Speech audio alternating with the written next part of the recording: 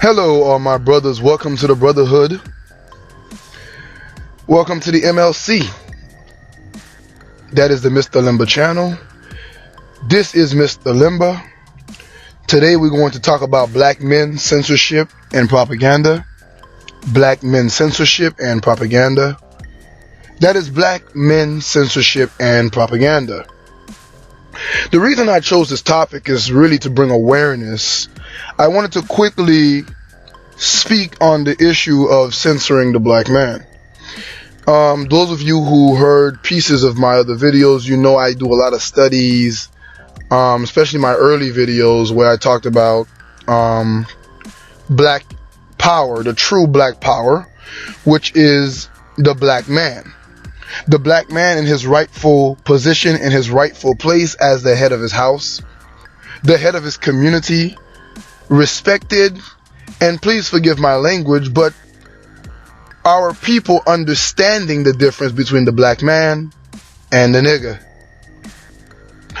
And the reason I say that is because all of these things are necessary when it comes to the true black empowerment. Without dialogue, our people cannot come to any conclusions. And what I have realized throughout history is that the black man is censored. And when he tries to speak, he ends up dead. Or he ends up imprisoned. Or somehow discredited. Or they try to find dirt on him to bring him into question.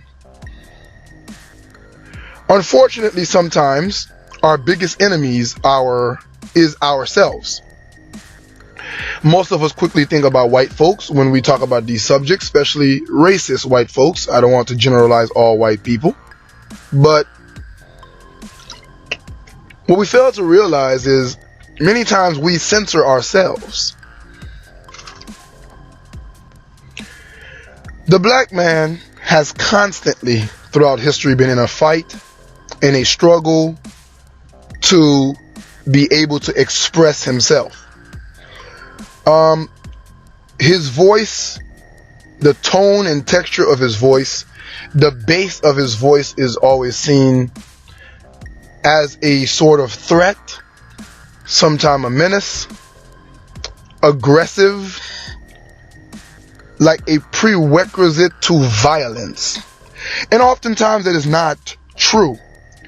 He expresses himself in drumming, in music, and it is viewed as savage or primitive. The black man, as I have watched throughout history, seems to be only able to speak when he is told what to say by someone else other than himself or other fellow black men. Black men, censorship, and propaganda. Why propaganda? Well, when you are unable to speak for yourself, when you are unable to express your thoughts, people narrate your story for you. They tell your story for you. Evidence is our history. Our history do not go any further than slavery. You cannot go back past slavery. Something happened, West Coast Africa. Negroes got taken. Slaves fought. We shall overcome. Here we are today, the 100th class citizen of our societies. Thugs, bastard children, ratchet women. And that is not believed to be a generalization. That is believed to be us. Period. As a whole. And in the minds of those who think of us that way, it is fact. Not generalizing. Not an assumption. Not throwing all in one basket. They see it as fact. And that is why I want to bring to you this topic today, because I want to bring awareness. I want black men to be aware that though we hold so little power in most of these Western societies, there are movements to censor us. Quickly, let us look at the definition of censorship. It is the suppression or prohibition of any parts of books, films, news, etc. that are considered obscene, politically unacceptable, or a threat to security. Now, usually we have heard that the black man is viewed as a threat, as a menace. But to whose security? The black man is financially weaker in most of Western societies. The black man is politically weaker, has very little political, social, and media influence, but yet he is usually labeled as a threat. Now, I'm not denying certain things that happens in black communities, like black on black crime. I am not denying teenage pregnancies, whoredom. I am not one to sit here and deny the evident problems and point fingers at others. However, there is a suppression and a censorship when black men speaks of positive things. When black men are trying to come together and lead a movement themselves. As the Honorable Malcolm X once said, all these so-called pro-black liberals, he said, claim they are helping the black movement, but when they are doing it, they must be the ones in charge. They never train and teach a black man so he may lead his people, so he may be in charge of his people. If it is a successful ship full of black people, a train, a locomotive of black people on a successful route, the engineer, the pilot, the captain is not black. And if he is, or if they are black, it must be the black woman. There is a movement to keep the black man from leading his people. Maybe it is because the black woman, as every woman is, open to suggestions, persuasions, and oftentimes manipulation. Maybe that is why they want her in charge, if it is going to be someone black. If they do pick a black man, he must be controlled. He must be controlled. He cannot think for himself nor speak for himself about things that he thinks are suitable and he thinks are necessary. If he does, he is shamed, shunned, economically castrated, socially castrated. He is put away in society. So I say, why censor the black man? Well, if you guys heard me speak before, I also speak about black history across the globe. Not just in the United States of America, the UK, and Canada. I speak about black history and black movements that occurred and still are occurring across the globe. Let me quickly touch on the Republic of Haiti. The reason why Haiti is the first black republic, they have been the first in succeeding in fighting suppression, in this particular case against white supremacy and slavery. Napoleon Bonaparte of France, or as his Italian lineage would pronounce it, Napoleon Bonaparte, he said regarding the victory of the slaves in Haiti, formerly known as Saint-Domingue, he said, My decision to destroy the authority of the blacks in Saint-Domingue, Haiti, is not so much based on considerations of commerce and money as on the need to block forever the march of the blacks in the world. See, he said something very important that we can understand in today's time very well.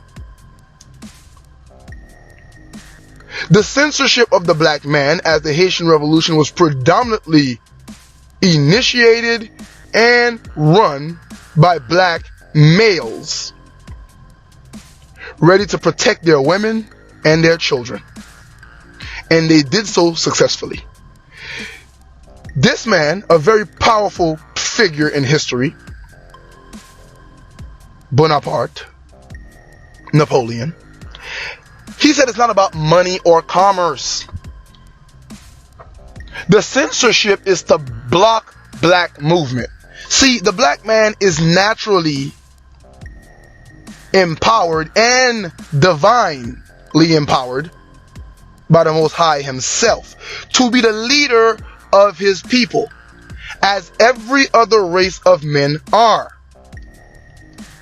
And anyone who hates to see the advancement of the black man, not just white people who are racist, not just racist Arabs, they go out of their way to censor the black male. You may look at black entertainment and you may say, well, what happened to the positive rap? If you dig deeper, you will find out there was a censorship that took place. There is also economic censorship. Don't forget Black Wall Street, led by mostly black men. If you cannot be bought, you are silenced. Now, to take the narrative off of racial supremacy and digging deeper into black problems, we see it in our very own communities.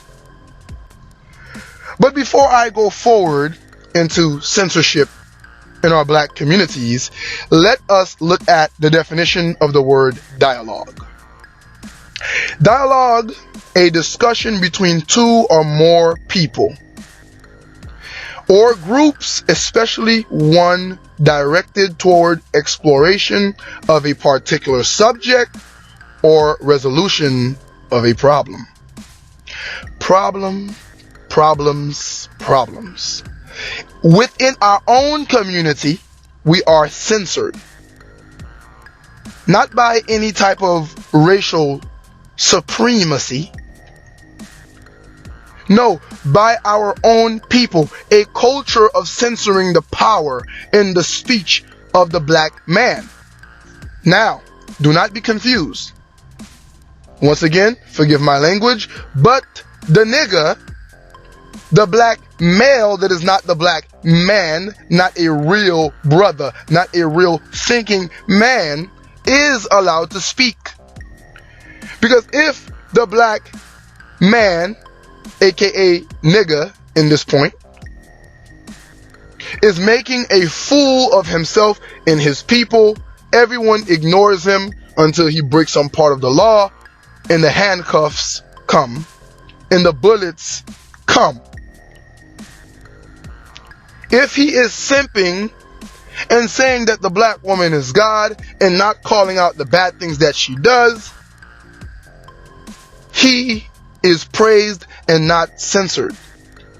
But if he criticizes things within his community, if he criticizes with love his black women, he will be silent. Quick example, so I can move on. Black on black crime.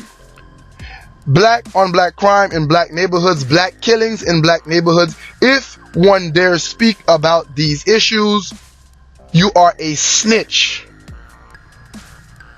You are viewed as an outcast by your own community, your own neighborhood. You are a rat, you are a snitch.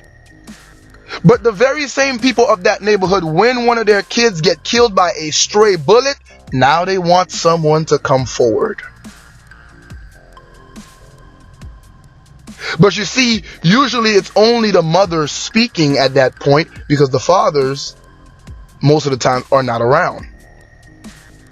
Main reason for that is because of the reasons we speak of on the black manosphere regarding issues between black men and black women relationships. As I said before, I do not deny the problems. But as dialogue in its definition states, resolution of a problem or problems, how can we resolve our issues if we are censored and not allowed to have dialogue?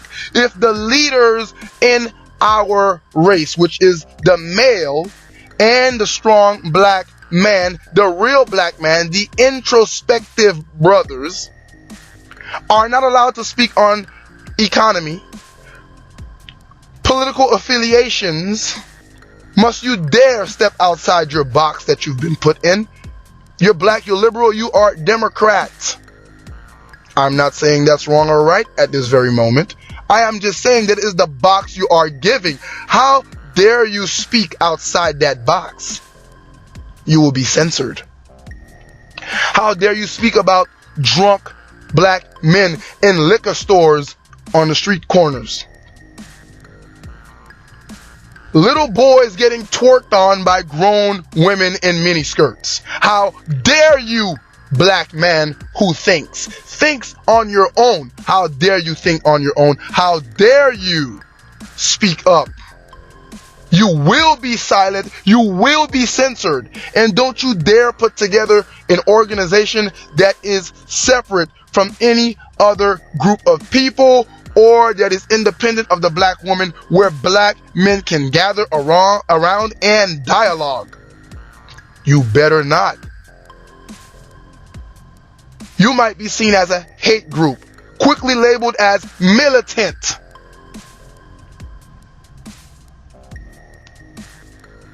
How dare you say that the Egyptians were black, or that Israel might in fact be a black nation? How dare you dig so far in history and look at ancient artifacts, excavations, reconstructed skulls from ancient peoples, hair of those people, hair texture, who they might have been? How dare you?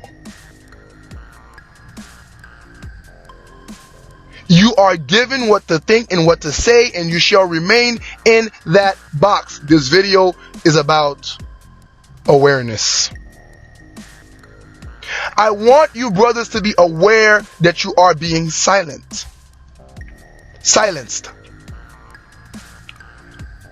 They are shutting you up. The author, Jacques Ellul, he said, propaganda begins when dialogue ends. See, in the black culture, in the black community, we live in propaganda. We live in he say, she say. We live in the narrative, as I said before, that they write out for us. We are script what our daughters will do by such age and what our sons will become by this age and that age. We are predestined for an economic bracket unless we play sports, do music, something to entertain. It is passed down from generation to generation. We censor even our own thinking. We are labeled and we are stereotyped. Why? Because if a black man with enough money attempts to get his own media outlet where he is completely autonomous and he controls it for himself, he is silent. If he speaks, his black woman steps on him most of the time. Now, for the good sisters, I'm not talking about them. But unfortunately, the good sisters are too little in numbers. He has no support at home. He has no support in the streets. He has no support in the corporate world.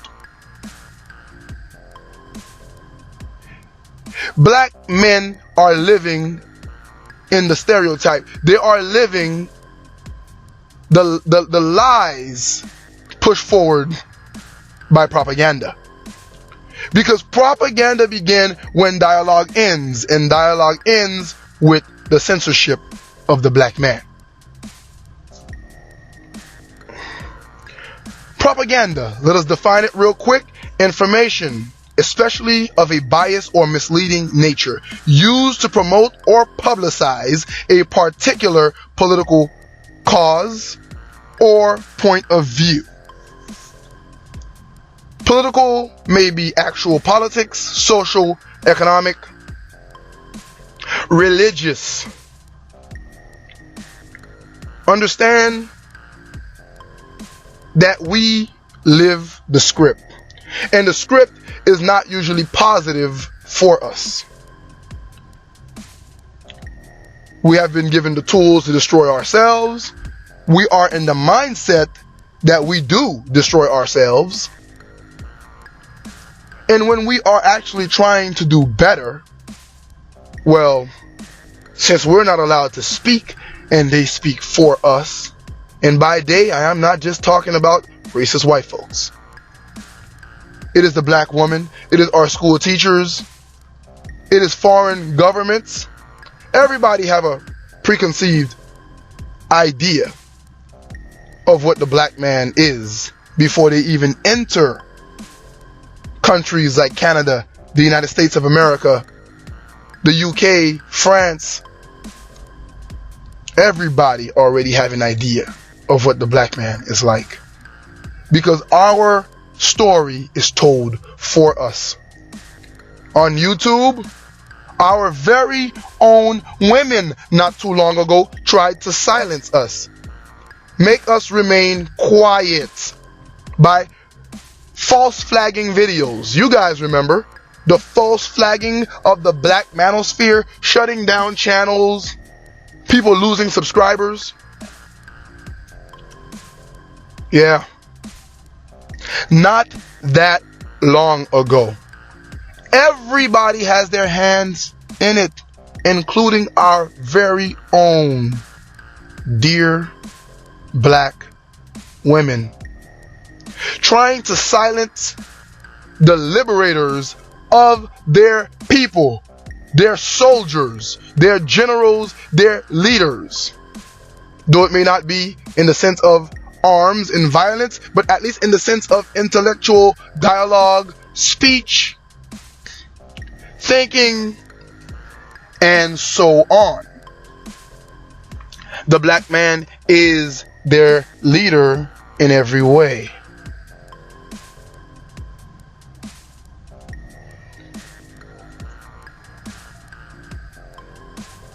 But they do not realize that when he speaks of the effery that happens regarding black relationships and black women, it is actually love, not hate.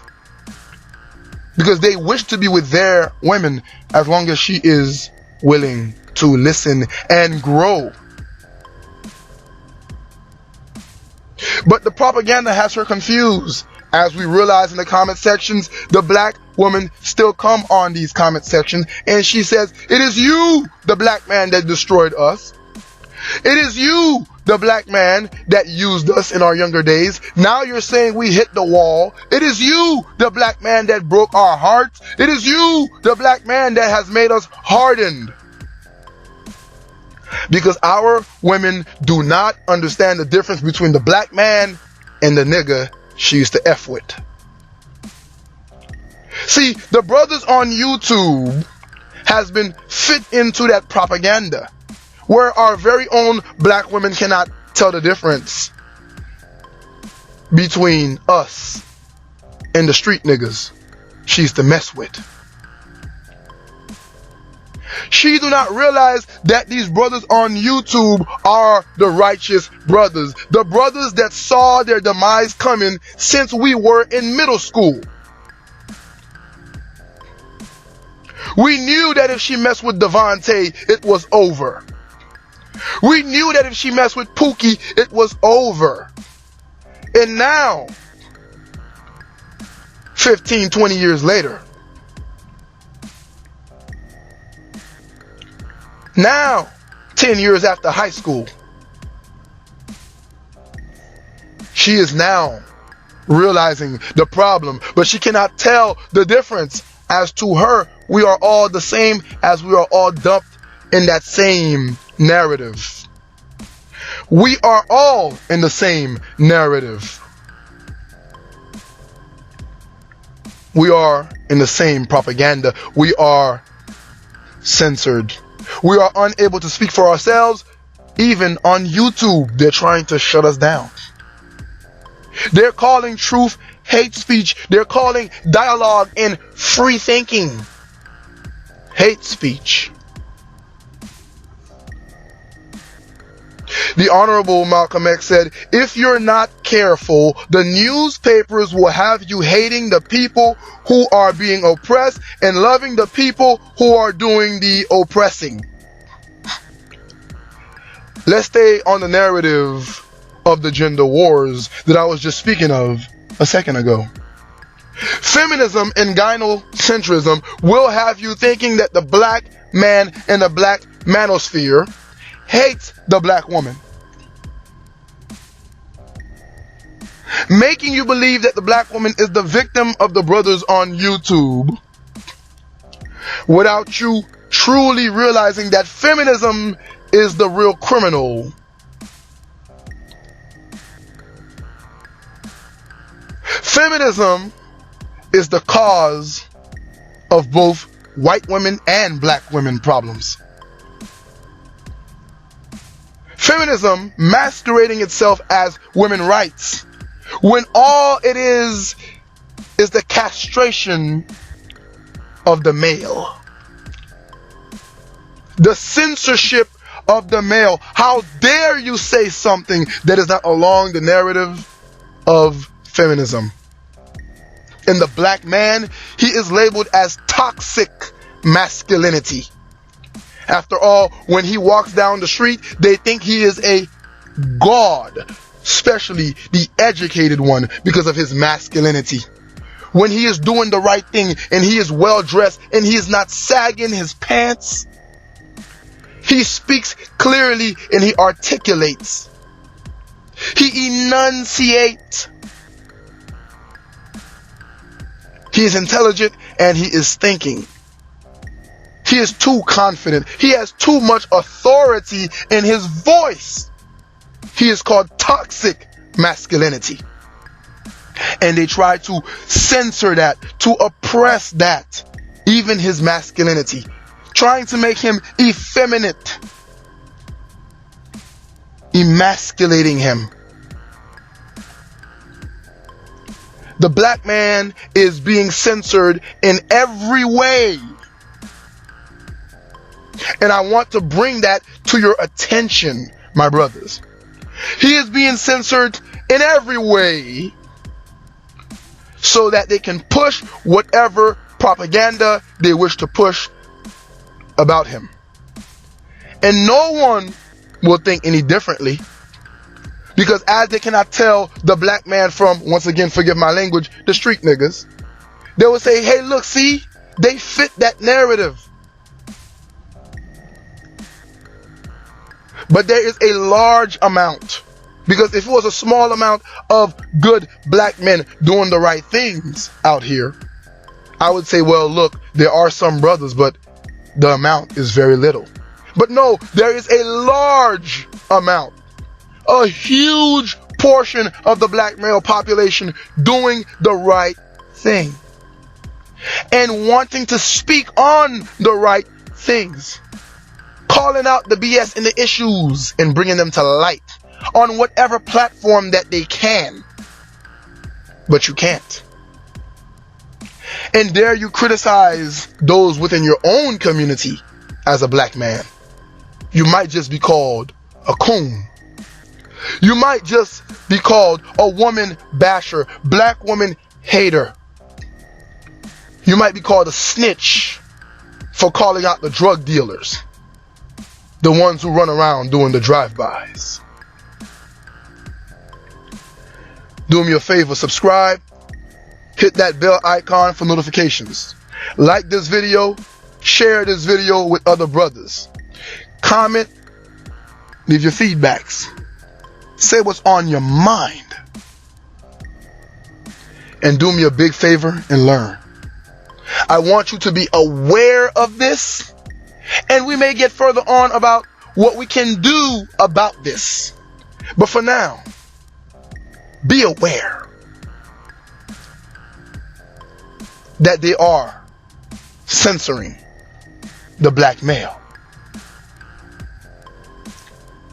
Black men, censorship and propaganda. This is Mr. Limber. I'm out.